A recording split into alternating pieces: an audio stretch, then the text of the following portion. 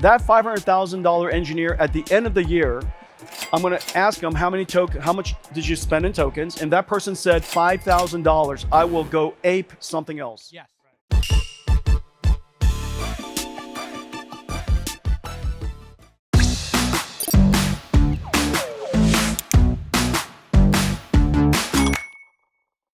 안녕하세요. 데이터를 만지고 다루는 안혜민 기자입니다. 요즘 AI를 좀 쓴다는 사람들 입에 자주 오르내리는 단어가 있습니다. 바로 토큰이죠.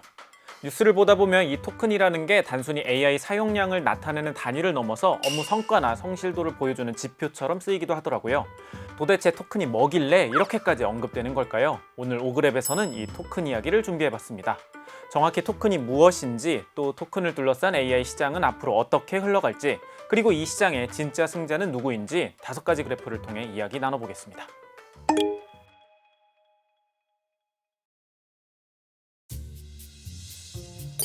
바이브 코딩과 바이브 디자인이 우리 삶에 들어오면서 토큰이라는 단어도 자연스럽게 자주 등장하고 있습니다. 토큰을 어느새 다 써버려서 추가로 AI를 돌리기 위해 돈을 지불하기도 하고요. 그런데 도대체 토큰이 정확히 뭘 뜻하는 걸까요? 오그랩 첫 번째 그래프를 통해 살펴보도록 하겠습니다. 컴퓨터에게 어떤 문장을 넣어서 해석하도록 해봅시다. 이때 컴퓨터는 문장을 통으로 보는 게 아니라 하나하나 나누어서 살펴봅니다. 이렇게 컴퓨터가 텍스트를 분석할 때 의미를 구분하는 최소 단위를 토큰이라고 합니다. 보통 영어 텍스트에서 한 개의 토큰은 평균적으로 4글자에 해당되죠. 문단 한 개를 보면 약 100개 정도의 토큰에 해당하죠. 대형 언어 모델인 LLM에서도 마찬가지로 이 토큰 단위로 텍스트를 처리합니다. 토큰이 AI가 텍스트를 처리하는 최소 단위라는 건 알겠는데 왜 이렇게까지 중요하게 언급되는 걸까요? 그건 바로 토큰이 이 AI 서비스 비용에 직결되는 핵심 지표이기 때문입니다. 입력값이든 결과값이든 AI가 처리해야 하는 토큰이 많아지면 많아질수록 AI는 더 많은 연산을 수행해야 합니다. 더 많은 연산을 수행해야 한다는 건 곧 시간이 더 걸리고 비용이 늘어난다는 거죠. 그래서 AI 기업들은 서비스 사용 요금의 기준을 토큰으로 두고 과금하고 있습니다. 토큰은 비용뿐 아니라 모델의 성능과도 직접 연결됩니다. 가령 AI가 한 번에 기억하고 처리할 수 있는 정보, 즉 처리할 수 있는 토큰의 양이 많을수록 AI의 성능이 좋다는 의미니까요. 이렇게 토큰이 AI와 떼려야 뗄 수 없는 관계이다 보니 AI 시장을 두고 토큰 경제라는 단어도 나오고 있죠.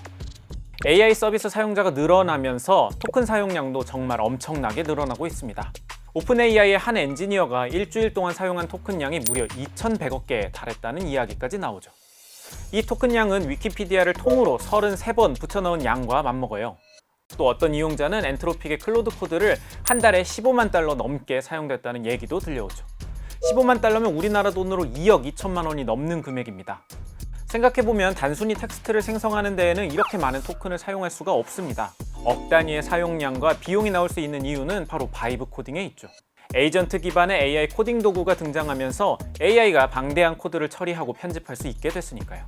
단 한 문장만 넣어도 AI가 하나의 소프트웨어를 뚝딱 만들어낼 수 있고, 오픈클로 같은 에이전트는 하루 종일 돌아가게 둘 수도 있으니 토큰 사용량은 기하급수적으로 늘어날 수밖에 없는 겁니다. 오그랩 두 번째 그래프입니다. 500만 명이 넘는 개발자들에게 AI 모델들의 API를 제공해주는 오픈 라우터 자료입니다. 올해 토큰 사용량을 살펴보면 쭉쭉 늘어나는 게 보이시죠? 주간 단위로 살펴봤을 때 올해에만 평균 15조 개의 토큰이 사용되었어요. 가장 많을 때에는 무려 27조 개의 토큰이 사용되었고요. 이 숫자에는 오픈AI나 엔트로픽의 모델을 직접 API로 붙여 쓰는 경우가 잡히지 않기 때문에 전체 사용량은 이보다 훨씬 많을 수 있죠. 참고로 실리콘밸리에서는 서로 얼마나 토큰을 사용했는지를 자랑하는 토큰 맥식 문화가 유행하고 있다고 하죠. 오픈AI가 누적 1조 개의 토큰을 쓴 사용자에게 준 상패입니다. 메타에서는 직원들의 토큰 사용량을 비교할 수 있는 순위 대시보드를 만들기도 했고요. 그 중에서도 가장 토큰을 많이 사용한 직원에게는 세션 임모탈, 토큰 레전드라는 칭호를 붙여줬고요. 참고로 메타 직원이 8만 5천 명이 넘는데 이들이 한 달간 사용한 토큰 양이 60조 개에 달한다고 하죠. 이게 단순한 내부 문화로만 그치지도 않습니다. 기업들은 토큰 사용량을 인사평가에 연결하기 시작했으니까요.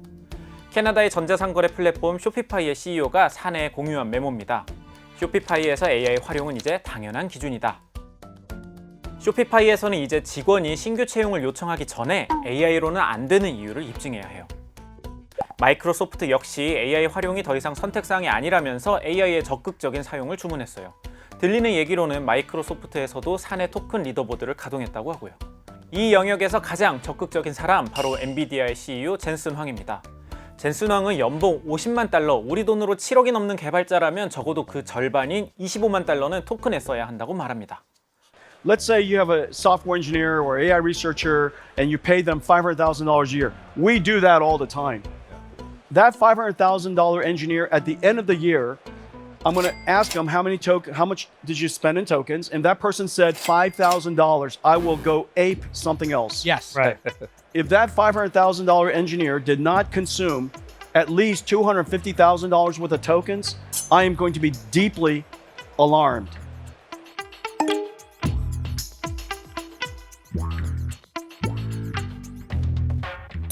사람들이 이렇게 많은 토큰을 계속 소비할 수 있는 근본적인 이유는 추론 비용이 점점 떨어지고 있기 때문입니다. GPT 쇼크가 있었던 2022년 11월 당시 GPT 3.5의 성능을 내는데 드는 비용이 100만 토큰당 $20였습니다. 하지만 2년이 지난 2024년 10월엔 0.07달러로 280배 떨어졌죠. 이런 흐름은 지금도 이어지고 있고 앞으로는 더 가파르게 떨어질 거라는 전망도 나오고 있습니다. 오그랩 세 번째 그래프입니다. 가트너가 1조 개의 파라미터를 가진 LLM의 추론 비용을 전망해봤어요. 2030년이 되면 AI 추론 비용이 2025년 대비 90% 이상 급감할 것으로 내다봤죠. 최첨단 반도체를 사용하는 시나리오에서는 추론 비용이 토큰당 0.35달러 밑으로도 떨어질 수 있고요. 이렇게 가격이 떨어지면 소비자 입장에서는 두 손 벌려 환영할 일입니다. 같은 수준의 성능을 훨씬 더 싼 값에 쓸 수 있는 모델이 있다면 소비자들은 당연히 그쪽을 선택하게 될 거죠. 그래서 떠오르는 게 바로 토큰 가성비입니다. 기업들 입장에서도 이 가성비를 잡는 게 주요 이슈였고요. 그 흐름에서 터졌던 게 바로 2025년 초에 있었던 딥시크 쇼크입니다. 중국의 스타트업이었던 딥시크는 당시 최고 모델이었던 오픈 AI의 O1과 비슷한 추론 능력을 가진 R1 모델을 공개해 세상을 놀라게 했습니다. O1의 토큰 비용, 입력은 100만 개당 $15, 출력은 100만 개당 $60였어요. 딥시크는 이 비용을 각각 0.55달러와 2.19달러로 낮췄죠. O1 모델과 비교해서 압도적으로 저렴하고 성능도 뒤지지 않으니 소비자들이 선택하지 않을 수 없었던 겁니다. 이번에 딥시크가 공개한 신규 모델 V4 역시 가격 경쟁력을 내세우고 있습니다. 오픈 AI나 구글, 엔트로픽의 비슷한 급 모델들과 성능은 비슷하지만 가격은 훨씬 저렴한 V4를 쓰라는 얘기인 거죠. 그렇다면 지금 가장 가성비가 좋은 모델은 무엇일까요? 오그랩 네 번째 그래프를 통해 살펴보겠습니다. X축은 출력 토큰의 가격을 나타내고 Y축은 모델의 성능을 나타냅니다. 토큰 가격은 저렴한데 성능이 괜찮은 모델들이 눈에 띕니다.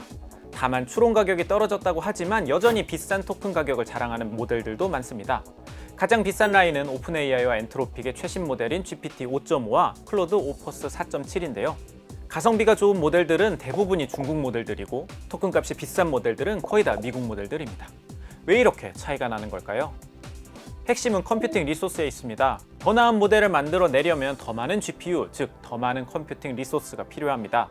그러다 보니 최첨단 모델의 토큰 가격은 결국 비싼 이 GPU 값에 묶일 수밖에 없죠.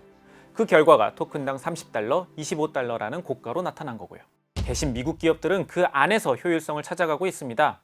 GPT 5.5의 경우엔 직전 모델인 5.4 대비 가격이 2배로 늘어났는데 그럼에도 불구하고 이용자 반응이 그렇게 나쁘지 않습니다. 왜냐하면 같은 작업을 시켜도 이전 모델보다 훨씬 적은 양의 토큰을 사용하더라는 거죠. 반면 중국은 어떨까요? 중국은 엔비디아의 고성능 GPU를 쓰고 싶어도 쓸 수가 없습니다. 왜냐하면 미국이 성능 좋은 반도체 칩의 수출을 꽉 막고 있으니까요. 그러다 보니 중국은 좋은 GPU를 충분히 쓰지 못하는 대신 더 효율적인 모델을 만드는 데 집중하고 있습니다. 중국의 이 모델들은 당연히 중국어 데이터 중심으로 학습했기 때문에 중국어에 최적화되어 있죠. 당연히 이 모델들을 중국어로 이용하면 영어 대비 토큰 최적화가 잘 이루어지고요. 그래서 일부 개발자들은 중국 모델로 작업할 때는 중국어를 사용하고 있다고 하죠. 또 모델 훈련에 사용되는 무지막지한 에너지를 훨씬 더 저렴한 재생에너지를 사용하여 가격 절감에 나서고 있습니다. 안 그래도 재생에너지에 강력한 드라이브를 거는 중국은 여기에 컴퓨팅까지 연계하여 정책을 운영하고 있죠. 이미 일부 개발자들은 기본적인 업무는 중국의 AI 모델을 사용하고 복잡한 과제를 해야 할 경우에만 미국의 비싼 모델을 사용하고 있습니다. 그래서 앞서 살펴봤던 오픈 라우터의 토큰 사용량 모델 리스트를 뽑아보면 1위부터 6위까지가 다 중국 모델일 정도죠. 중국 정부는 여기서 멈추지 않고 있어요. 단순히 가격 경쟁을 넘어서 토큰 경제 자체의 주도권을 노리고 있죠. 최근 중국 국가데이터국에서는 토큰 대신 츠위안이라는 단어를 쓰기로 했습니다. 말과 단어를 뜻하는 츠에 중국의 화폐 단위인 위안을 붙여 토큰의 공식 번역 명칭을 정한 겁니다. 연산 단위의 자국의 화폐명을 써서 토큰 경제하면 자연스럽게 중국을 떠올리게 하려는 브랜딩인 셈이죠.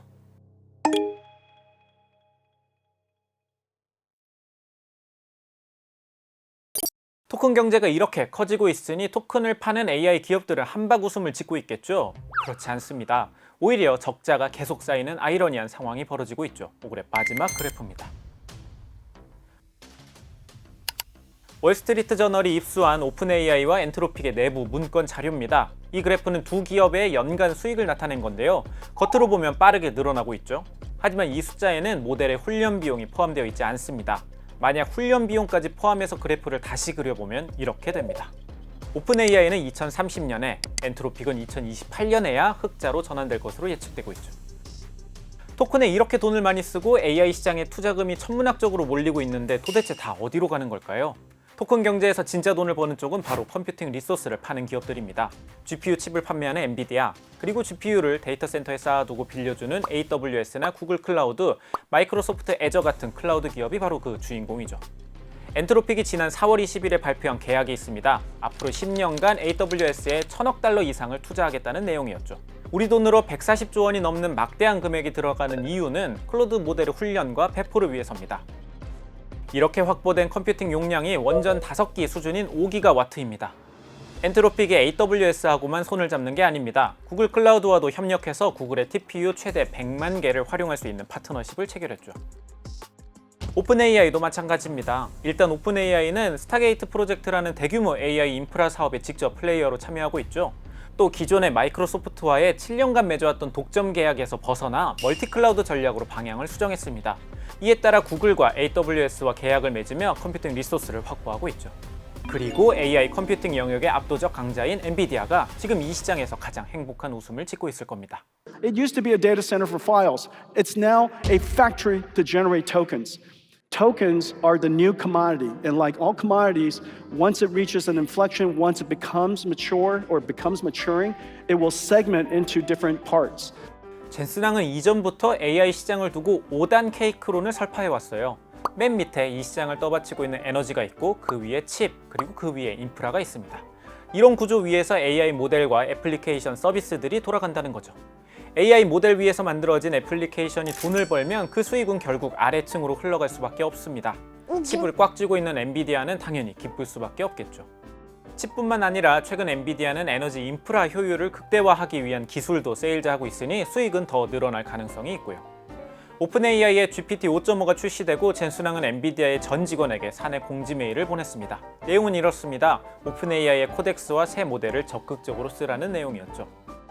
그리고 이 사내 메일 내용을 복사해서 샘 올트먼에게도 그대로 보내줬습니다. 이 말을 덧붙이면서 말이죠. 블랙웰 GPU를 가동합시다. 우리는 더 많은 토큰이 필요합니다. 토큰은 이제 새로운 상품이자 새로운 통화가 되어가고 있습니다. 하지만 토큰이 중요해질수록 그 숫자에 사람들이 과하게 얽매이는 부작용도 커지고 있죠. 마이크로소프트의 어떤 개발자는 AI를 너무 적게 쓴다고 지적받을까봐 꼭 필요하지 않은데도 일단 에이전트에게 일을 맡긴다는 인터뷰도 있더라고요. 회사의 압박과 경쟁 문화 속에서 가짜 토큰 사용량이 늘어나게 될지도 모르는 겁니다. 하지만 비용은 진짜로 남겠죠. 단순히 돈의 문제가 아니라 토큰 하나를 처리하고 만들기 위해 막대한 양의 에너지와 물도 들어가고요. 과연 토큰 경제는 어디로 향하게 될까요? 오늘 준비한 오그랩은 여기까지입니다. 긴 영상 끝까지 시청해주셔서 진심으로 감사드립니다.